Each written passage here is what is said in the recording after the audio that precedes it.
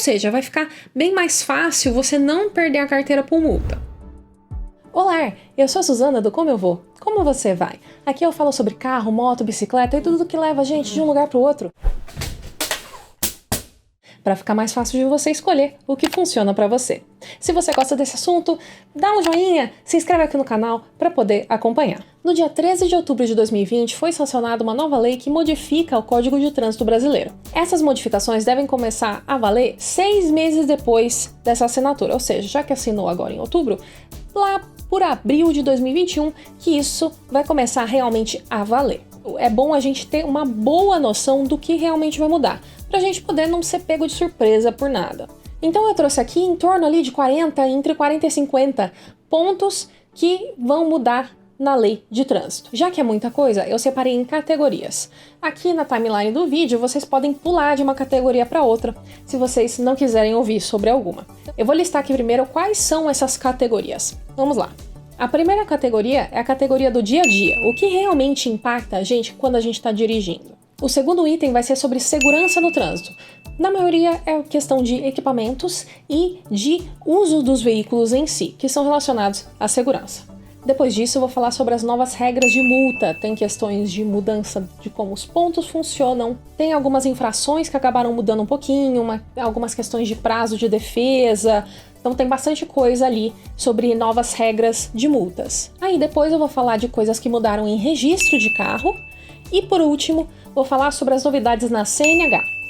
Agora, alguns pontos importantes aqui. Eu não vou falar 100% do que está escrito nessa lei, porque eu ia passar quase o dia aqui falando, tem muita coisa, mas boa parte do que está lá é mais ou esclarecimentos de coisas que estavam escritas antes, como por exemplo, o Ministério dos Transportes não existe mais, agora ele faz parte do Ministério da Infraestrutura, então a lei precisava refletir essa mudança. Aí tem outras coisas porque por causa de um itemzinho, de por exemplo agora tem a CNH digital, o pessoal precisou modificar um monte de itens da lei em vários artigos dela. Então eu não vou falar desses pontos muito pequenininhos não vou entrar nesse nível de detalhe, vai ser mais no macro assim.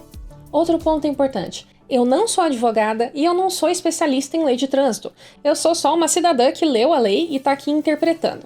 Então eu estou trazendo aqui os pontos, vocês podem ficar à vontade de escrever aqui nos comentários se vocês têm alguma dúvida ou se tem alguma coisa que não ficou muito clara, eu vou buscar entender como isso está funcionando, se tem alguma coisa que a gente pode fazer para entender melhor, mas de qualquer maneira, se você tiver muito enrolado com lei de trânsito, se tiver alguma coisa que você realmente precisa saber que é muito específica do seu caso, sempre melhor buscar um especialista ou um advogado, beleza?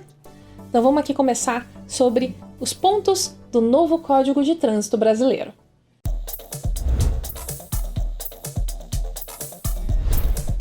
O primeiro ponto aqui é que não vai mais precisar você ter o farol aceso o tempo todo quando você está na estrada.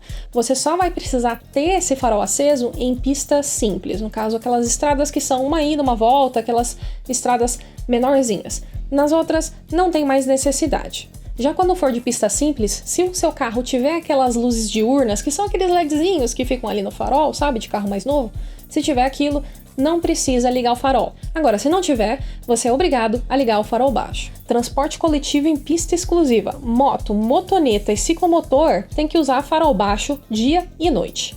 O item seguinte, eles padronizaram um pouco desse lance de veículo de emergência que pode sair costurando por aí. Então, agora, de acordo com a lei nova, seja polícia, seja bombeiros, ambulância, todos eles só vão poder sair costurando o trânsito e você dar realmente passagem para eles se eles estiverem com as sirenes ligadas e com as luzes rodando. Uma outra coisa interessante desse artigo é que eles mencionam a padronização desses avisos sonoros e também das luzes que esses veículos de emergência têm.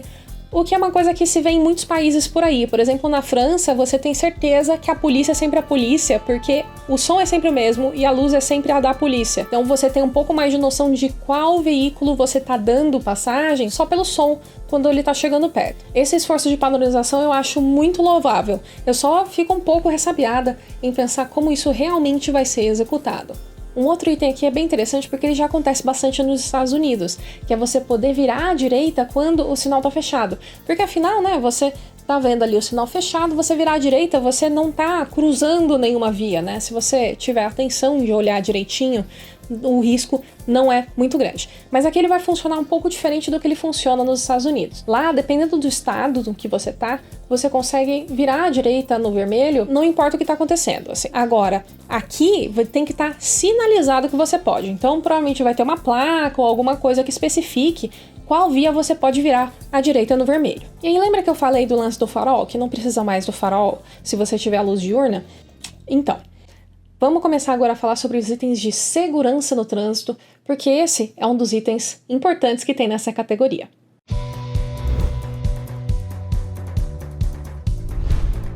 O primeiro ponto dessa questão de segurança e equipamentos é que agora carros novos vão ser obrigados a ter luz de rodagem diurna.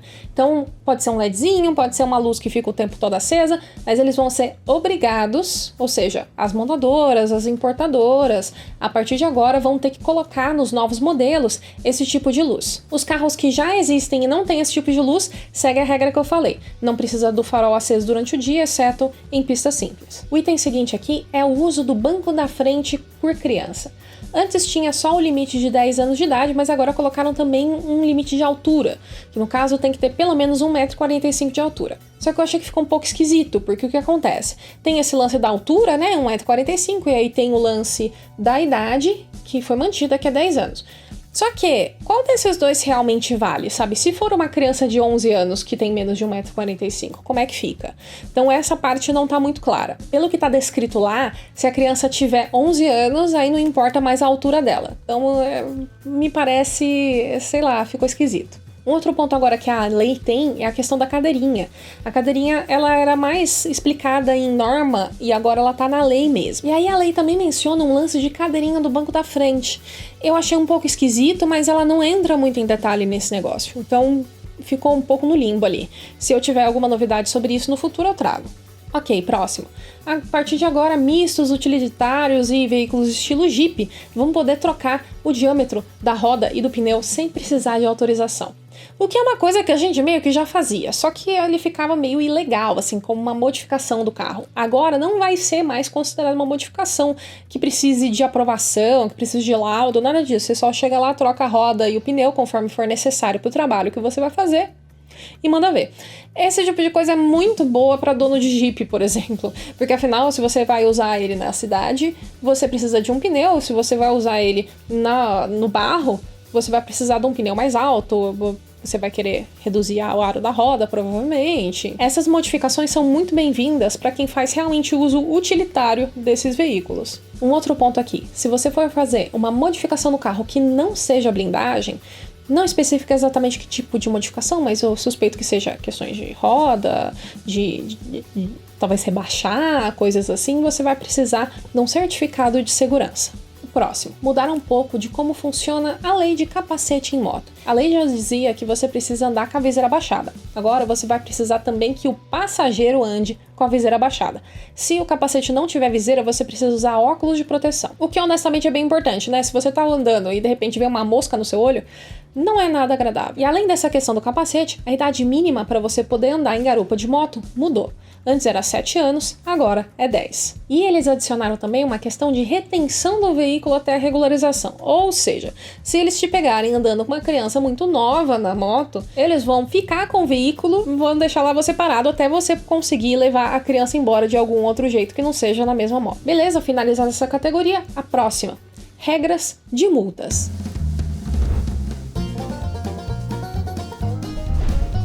E essas mudaram bastante, e aqui tem um dos pontos que o pessoal tá mais conversando, que é justamente a questão dos pontos na carteira. Você vai poder ter os mesmos 20 pontos caso você faça até 2 infrações gravíssimas no período de 12 meses. Se você fizer uma gravíssima só, o seu limite de pontos é 30 pontos. E se você não tiver nenhuma gravíssima, o limite vai ser 40 pontos. Ou seja, vai ficar bem mais fácil você não perder a carteira por multa. Você vai provavelmente continuar gastando muito dinheiro com isso.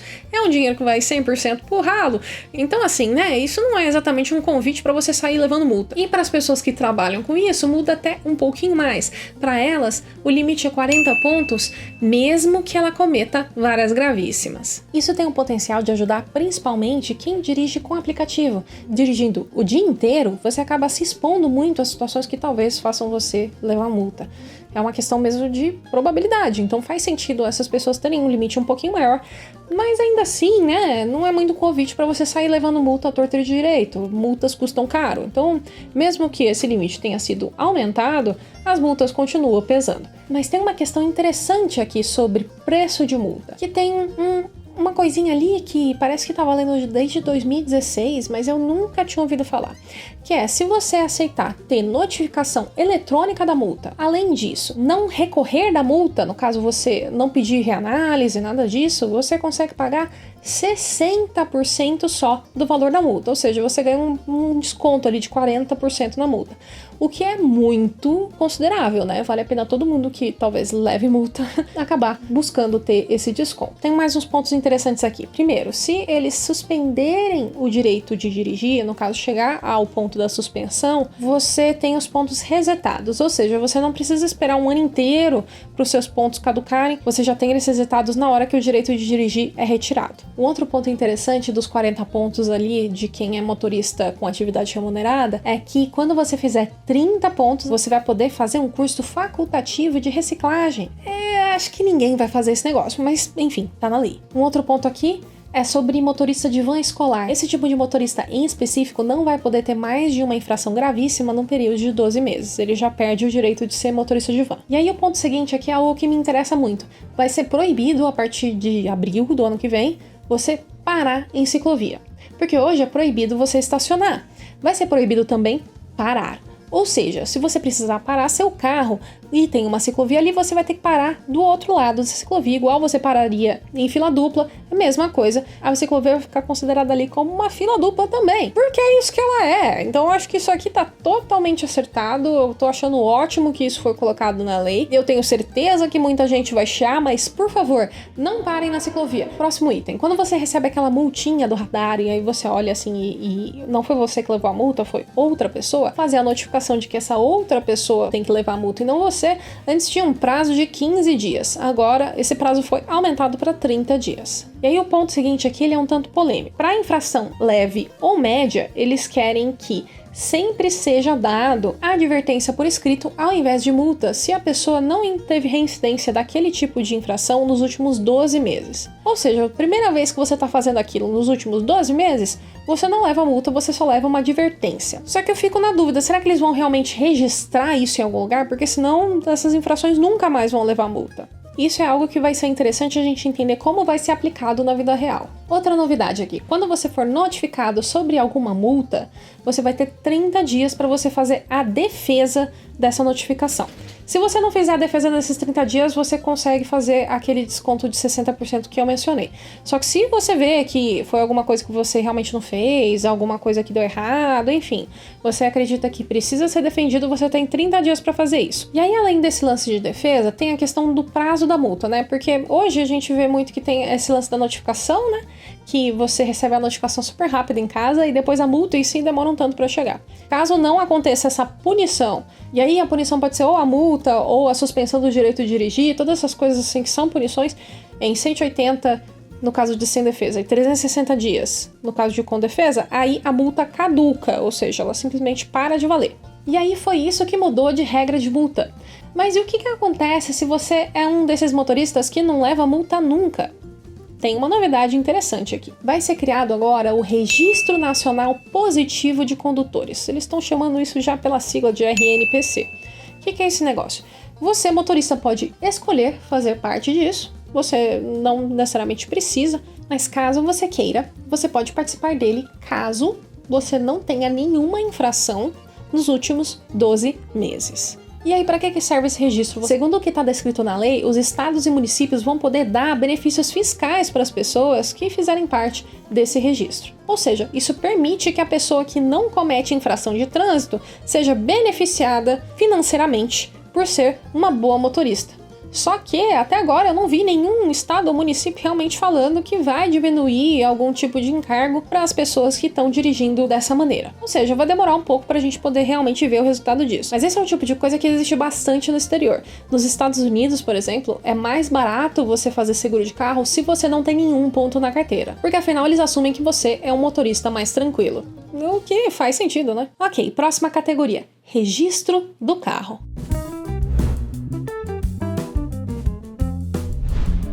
Agora o documento do carro e licenciamento vai poder ser 100% digital, você não vai nem precisar mais do de papel. E isso vai ser a escolha do proprietário do veículo, se você quiser continuar tendo de papel, você pode. Um outro ponto aqui interessante é que agora vai ficar registrado no registro do carro se ele é penhorado, alienado, se tem alguma pendência de dívida nele, consórcio, arrendamento, todas essas coisas agora vai aparecer no registro do carro. Ou seja, vai ficar um pouquinho mais parecido com como o imóvel já funciona, né? Eu tenho a matrícula do imóvel que tem todos os detalhes, de carro vai ter isso também.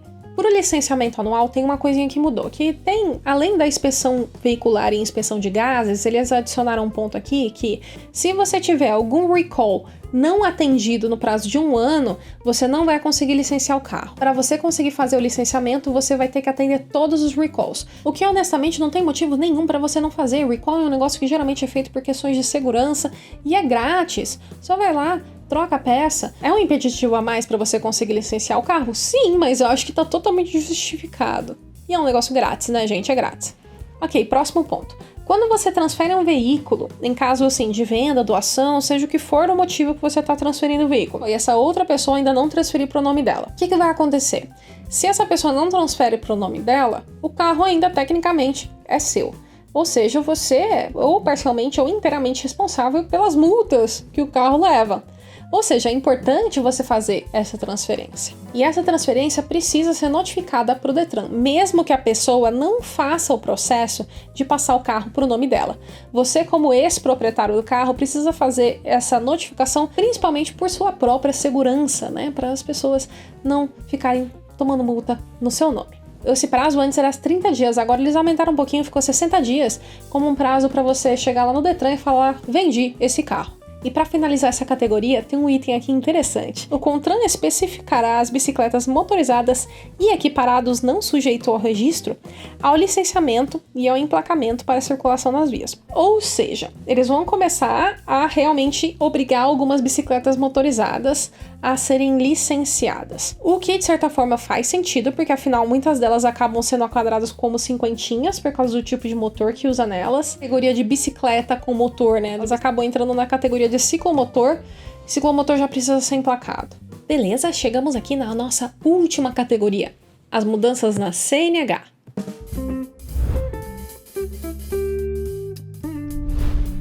A primeira delas é que a CNH agora vai poder ser 100% digital. Ela ainda vai existir no papel, porque afinal é legal você ter um RGzinho que você leva para os lugares, só que ela não vai ser mais tão necessária assim se durante uma fiscalização eles puderem acessar o sistema. Então, por exemplo, dentro da cidade tem bastante sinal de celular, se a polícia te parar, eles vão conseguir fazer o acesso da sua CNH. Então, possivelmente você não vai precisar ter o porte dela, mas mesmo assim eu recomendaria carregar a CNH porque você nunca sabe realmente qual é a boa vontade do policial em realmente checar se a sua CNH online está funcionando.